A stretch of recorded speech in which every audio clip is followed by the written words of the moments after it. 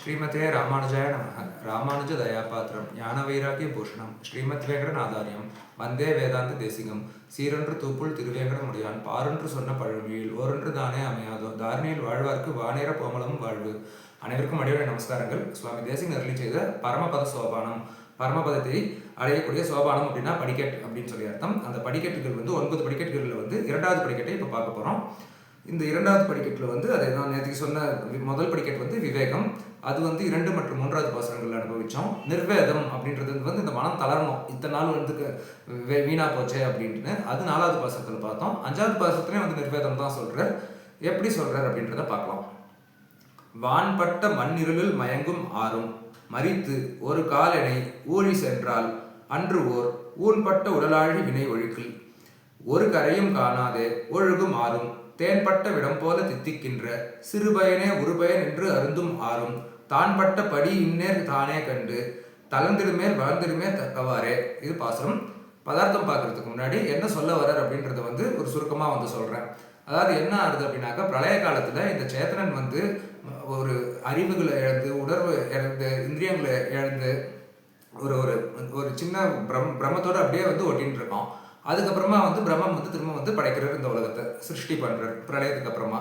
அந்த சிருஷ்டி காலத்தில் இது மாதிரி இது ஒரு ப்ராசஸ், இது ஒரு சைக்கிள், சிருஷ்டி பிரளயம் அப்படின்றது. இந்த சிருஷ்டி பண்ணும்போது இந்த ஜீவாத்மா அவன் செஞ்ச கர்மவினை பிரகாரம் அவன் ஒரு பிறவி எடுத்துக்கொள்கிறான். பிறவி எடுத்துக்கொண்டு என்ன பண்ணுறான் அப்படின்னாக்க, இந்த சம்சாரத்தில் இருக்கிற அல்பமான விஷயங்கள் தான் பெரிய விஷயம், உயர்ந்த விஷயம் அப்படின்னு நினச்சிட்டு அதே அனுபவிக்கிறதுக்கு முயற்சி செய்கின்றான்.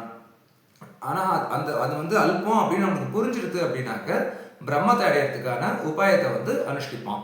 அது பக்தியோ சரணாகதியோ ஏதோ ஒன்று அனுஷ்டிப்பான். இதுதான் பாசுரத்துடைய கருத்து, சாரமான பொருள். இப்போ பதார்த்தம் பார்க்கலாம். வான்பட்ட மண் இருளில் மயங்கும் ஆறும். பிரளய காலத்தில் அவ்வளோ இருள் இருக்கும், பேருருள் இருக்கும். அப்போ இந்த சேத்தனன் ஒரு எல்லாத்தையும் இழந்து பிரம்மத்தோட ஒட்டின்னு இருக்கான். அதுக்கப்புறமா மறித்து ஒரு காலனை ஊழி சென்றால் சிருஷ்டி நடக்கிறது. இது எத்தனாவது சிருஷ்டின்னு சொல்ல முடியாது, கோடிக்கணக்கான சிருஷ்டிகள் நடக்கும். அதுதான் என்னை ஊழி சென்றால் அன்று ஓர், எப்போ சிருஷ்டி நடக்கிறதோ அன்னைக்கு ஊன்பட்ட உடல் ஆழிவினை ஒழுக்கில். ஊன்பட்ட உடல், இந்த மாம்சம் இருக்கிற மாம்சத்தால் செய்யப்பட்ட இந்த உடல் ஆழினாக்க இந்த இடத்துல சமுத்திரம் அப்படின்னு சொல்லி அர்த்தம். வினை, இந்த சமுத்திரம் போல நம்மளுடைய வினைகள் இருக்கு, புண்ணியமோ பாவமோ இருக்கு. ஒழுக்கில் அந்த சம்சாரத்திலேயே நம்ம சொல்லிட்டு இருக்கோம். அதனால என்ன பண்றோம், ஒரு கரையும் காணாதே ஒழுகும் ஆறும். இதுலேருந்து எப்படி தப்பிக்கிறது, கரை எங்கே இருக்குன்னே தெரியல. நம்ம அப்படியே கடல்லே சுற்றின்னு இருக்கோம், கரை எங்கன்னே தெரியல. அதுதான் ஓர் கரையும் காணாதே ஒழுகும் ஆறும். இப்போ என்னன்னாக்க, இந்த சம்சாரத்தில் இருக்கிற அல்பமான விஷயங்களை பெருசாக நினச்சி அதை அனுபவிக்கிறதுக்கு முயற்சி பண்ணுறோம். அதுதான் தேன்பட்ட விடம் போல தித்திக்கின்ற. தேன்பட்ட விடம் அப்படின்னாக்க விஷம் அப்படின்னு சொல்லி அர்த்தம். அந்த தேனில் கலந்த விஷம் போல இந்த சம்சாரத்தில் இருக்கிற அல்பமான பொருட்கள். ஆனால் அதே தான் நம்ம அனுபவிக்க ஆசைப்படுறோம். தித்திக்கின்ற சிறு பயனே, அந்த அல்பமான அந்த சின்ன பயனே ஒரு பயன், நமக்கு உரிய பயன் என்று அருந்தும் மாறும். அதுதான் நம்ம நினைக்கிறோம் இதுதான் பெரிய விஷயம் அப்படின்ட்டுன்னு. தான்பட்ட படி இன்னேர் தானே கண்டு.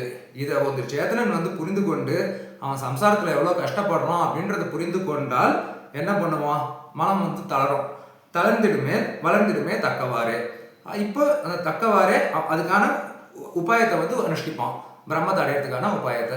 இது சுவாமி திருவங்கியாழ்வார் நேதிக்கே சொல்லியிருந்தேன். பெரிய திருமொழி முதல் 10ல் முதல் பாசுரமே வாடினேன் வாடி வருந்தினேன் மனத்தினால் அப்படின்னு சொல்கிறார் இல்லையா.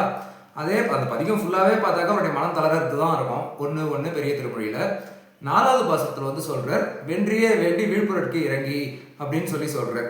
அதாவது நம்ம வெற்றி ஜெயிக்கணும் அப்படின்னு சொல்லி நினைக்கிறோம். என்னத்தை ஜெயிக்க முடியும், எதையும் ஜெயிக்க முடியாது. ஜெயிக்கிறது அப்படின்னாக்க மோட்சம் அடையிறது தான் உண்மையான வெற்றி.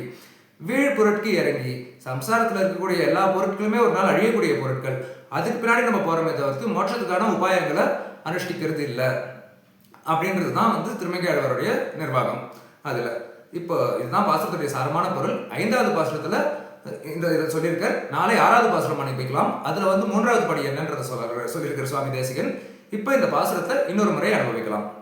வான்பட்ட மண் இருளில் மயங்கும் ஆறும் மறித்து ஒரு கால் என்னை ஊழி சென்றால் அன்று ஓர் ஊன்பட்ட உடலாழி வினை ஒழுக்கில் ஒரு கரையும் காணாதே ஒழுகும் ஆறும் தேன்பட்ட விடம் போல தித்திக்கின்ற சிறுபயனே உருபயன் என்று அருந்தும் ஆறும் தான்பட்ட படி இன்னேர் தானே கண்டு தளர்ந்திடுமேல் வளர்ந்திடுமே தக்கவாறு.